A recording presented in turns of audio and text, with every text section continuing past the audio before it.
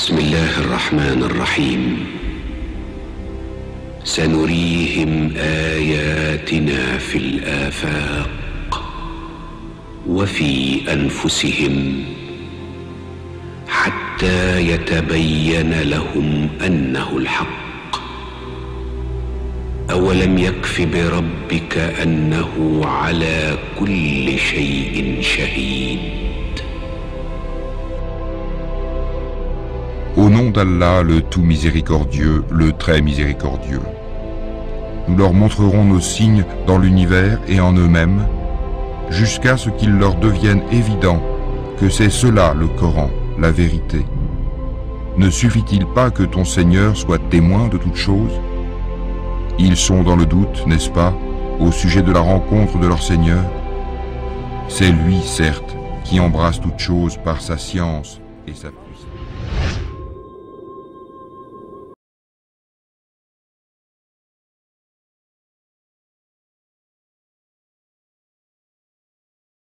Une immense sphère de 12 756 km de rayon se déplace rapidement dans l'espace à une vitesse d'environ 110 000 km/h. Elle est appelée la Terre.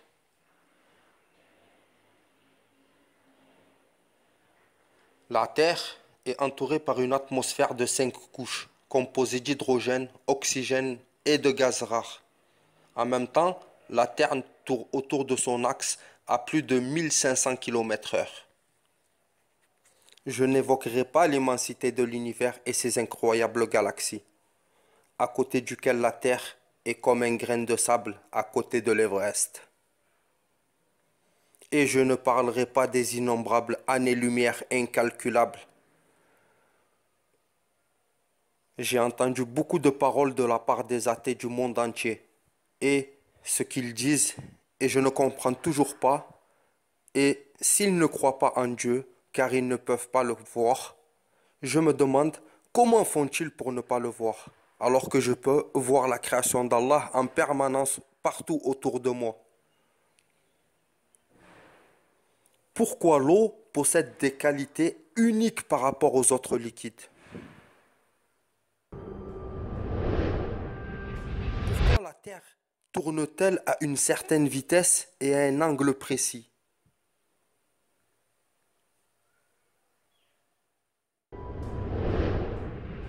Pourquoi le Soleil est situé à une telle distance et à une telle température si élevée? Pourquoi l'atmosphère a certains composants en quantité déterminée?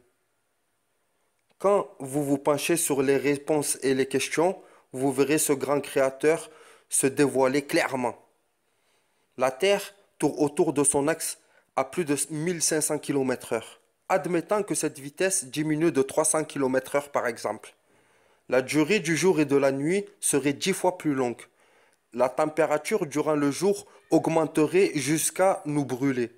Et la température durant la nuit diminuerait jusqu'à nous congeler. Les hommes ne seraient pas capables d'organiser leur temps, de dormir, de travailler avec des journées ou une obscurité.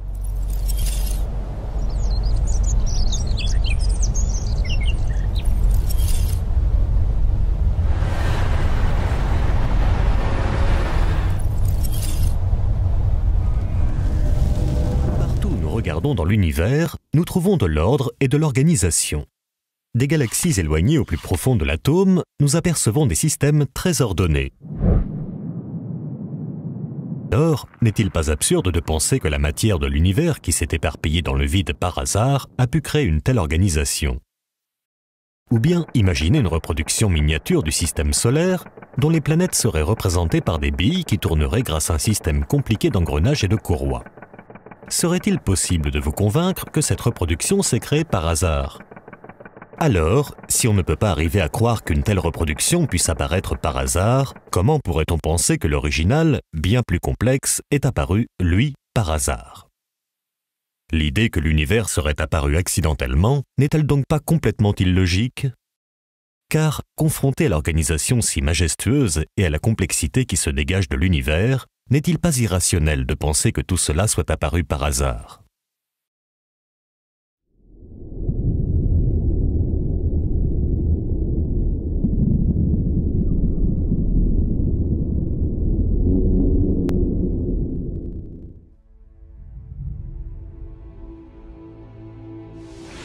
بسم الله الرحمن الرحيم سنريهم آياتنا في الآفاق وفي أنفسهم حتى يتبين لهم أنه الحق أولم يكف بربك أنه على كل شيء شهيد.